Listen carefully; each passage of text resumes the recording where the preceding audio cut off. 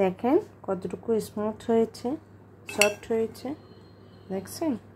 আঙ্গুল দিয়ে দেখাচ্ছে ভিতরে ঢুকে। এখন এটাকে রেস্টে রাখি দেব। এরপর ফুড তৈরি করব, সিঙ্গারার ফুড রেডি করছি। এটাকে এখন ঠিকঠাক করে আমরা শুরু করব। চলেন দেখে আসি।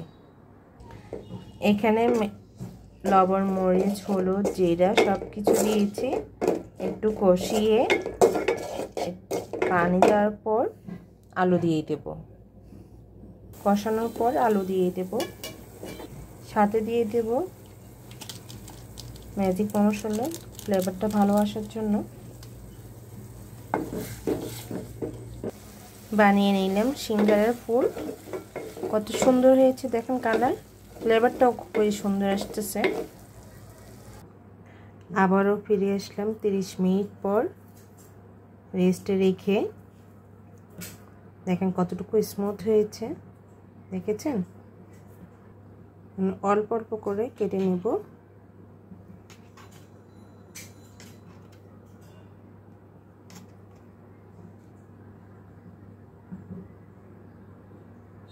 এখানে মেজারমেন্ট কাপে 2 কাপ দিয়ে হয়ে গেছে। এভাবে বানানোর পর মাঝখান থেকে কেটে 2 ভাগ করবেন। এই 2 ভাগ করে তারপর চারপাশে একটু পানি এভাবে দিয়ে দিলাম, করে আলুটা দিয়ে দেব। এভাবে করে জয়েন্ট করে দেব। এরপর বাকি সবগুলো এভাবে করব। দেখেন সবগুলো আমি একই সাইজে করছি সিঙ্গারা। এরপর তেলে ছাড়বো। আমার কাছে ভালো লাগে ছোট ছোটগুলো, দেখতে সুন্দর লাগে, সেজন্য আমি ছোটগুলোই করছি। এভাবে তেলে ছেড়ে দেব।